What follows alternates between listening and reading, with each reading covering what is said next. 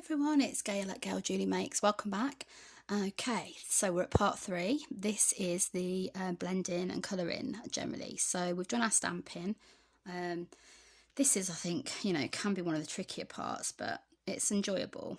Now, I quite like the way this one looks at the moment, and I've noticed in all my pictures that I'm quite scared of white space, which is funny because that's an Eve Bailey-ism, who I like to follow on YouTube as well. So, I could leave this one like this if I wanted to, but for the purpose of what I wanted to show you, I'm going to go ahead and colour it in. So I've noticed, first thing, that you can see, I know you probably can't on the video because of how I've got it set up, but you can actually see some of the black branches coming through Drake, because he's in Twilight and the trees are in Nocturne, which is a darker colour. So what I'm going to do is I'm just going to, again, do what I did last time, get my VersaFine Clair.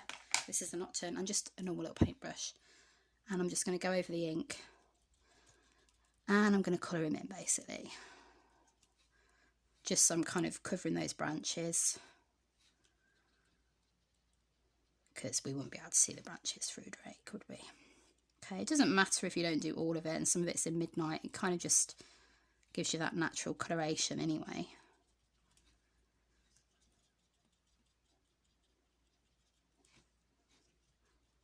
And we'll capture just a few of those bits that didn't quite take. So this is quite a nice technique, really, to be honest, using the paintbrush. You could use a Stabilo or pencil. So Stabilo, is it Stabilo? I think it's Stabilo, but all pencil. That's all as in A-double-L. That's a pencil that is used to work over the top of things. You've got to be careful though. I think it will react with water, so you'd want to do that like at your last stage really, and maybe fix it with something. So that's why I'm using this ink, because I know it'll be permanently fixed. And I might just go over a little bit of the branch as well, just because I can see, again, I can see some of the tree through it, and I can see some sort of rough little white bits. So, we're giving it a bit of a shading really, so it's going to look more natural anyway. There we go.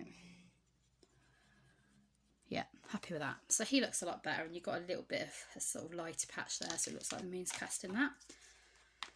So I'm happy with that. I wonder if I can just get that little bit of the moth. I don't think I've got a fine liner pen at the moment knocking around, so just really delicately. Yeah, that's okay.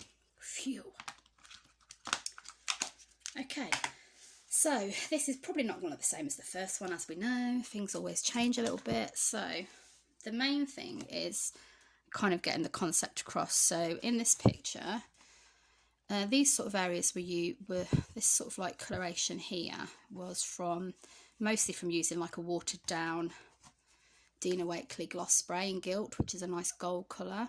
I've always wanted to use these Dina Wakeleys, and I'm pleased with this one. I think they look really nice watered down. So you can mix them with water initially, but then once they're dry, they're permanent. So you've got to be fairly quick with them. But so what I'm going to do is I'm going to get a little bit of colour down onto the moon. So I'm going to spray a little bit of this onto my mat, and then I'm going to get my fine mist spray. Obviously not get it too close to the card. And just water it down like that, and then I just use my fingers basically. So I get some on my fingers. Ugh, all dirty. This is why I don't bother with nail varnish, as I said. I've got all these lovely, and then I'm just going to rub it on like this. All these lovely nail decals that I've ordered at Christmas. And then, didn't bother with any of them because I got obsessed with this. But, it's not the end of the world. I think what I'm going to do first as well, actually, is just get some water on the moon. So I'm just going to, I should probably be using a bigger paintbrush than this, but I'm just grabbing what's closest. So this will make your paper sort of, oh, sorry, I keep knocking this spray holder over because it's not got any water in it. Okay. So the good thing about the Elements ink is you can, obviously that's in the background, you can pop a bit of water on it and then sort of take a bit of it away, which I think always looks good when you're doing something like the moon, because as Tracy's shown us, you know, you want to take a little bit away so that it looks like it's really standing out from everything else. I mean, it is obviously really standing out in this one because there's a lot of darker colours in the background, but I do like that technique. Now, be careful what you use. I've got some old kitchen towel here, but I just want to make sure some of these colours don't come off onto it, which sometimes they do, but, you know, sometimes it can look good, but we don't want to mess it up. Yeah, so this will bend the card a little bit.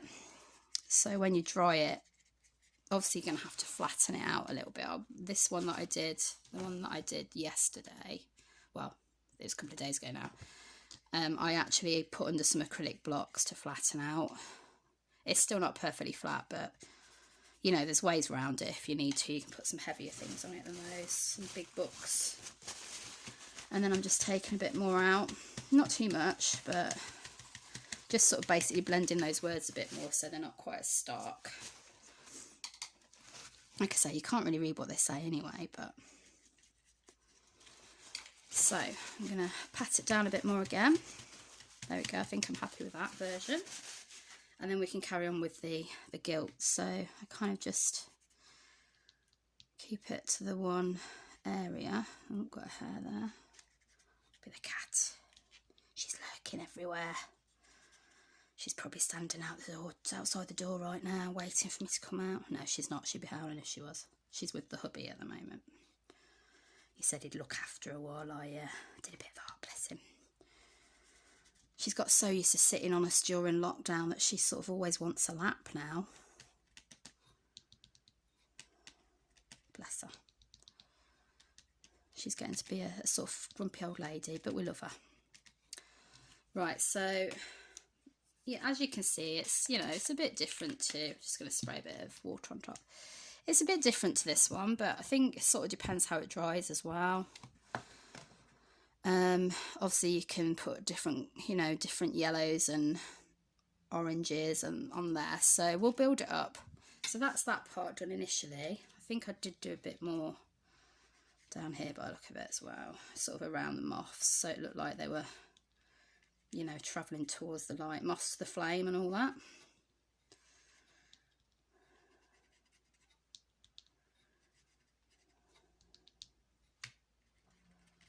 Okay, so that's happy with that. And then what we're going to do is we're going to start building up around the edges. So we've got that purple sort of base, then we're going to think about getting some blues in there, a little bit of green.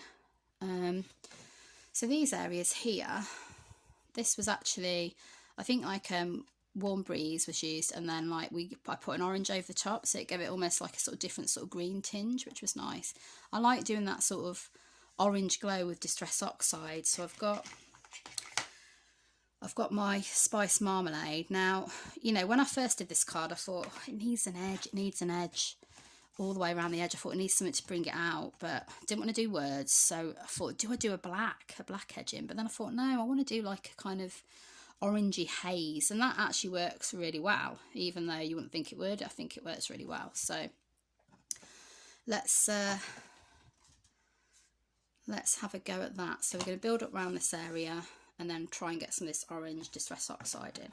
So we need to, so obviously at this point, usually I would go away and dry this area, but I don't really want to pause the video. So you could do that if you want to at this point.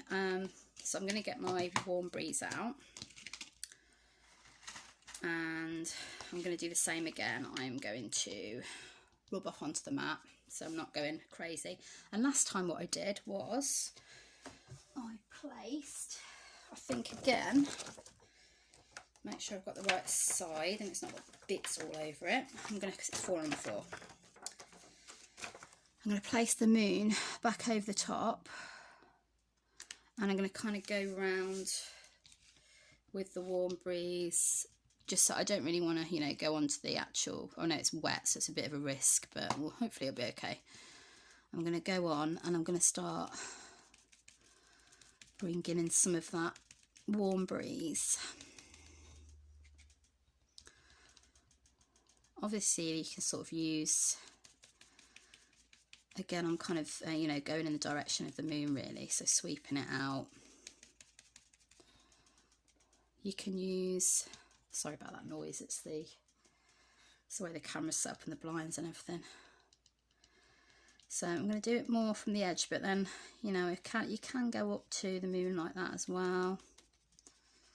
So I tend to like to leave a lighter bit by Mooch, but I do want more blue building up round, so I'm just going to kind of shade around the edge of the moon there, which again is why I've put that in place. And then we need a bit more of that there. So if we look at this, I'm just sort of looking at this area now as I'm doing it. You see that? I'm just sort of looking at where I've kind of, you know, done the darker areas. I've got a lighter area in here and here. So I'm trying to keep that in. So we'll have a little bit of blue behind Mooch, but not much. So we've got that light sky effect. Okay. And then again, we're going a bit dark.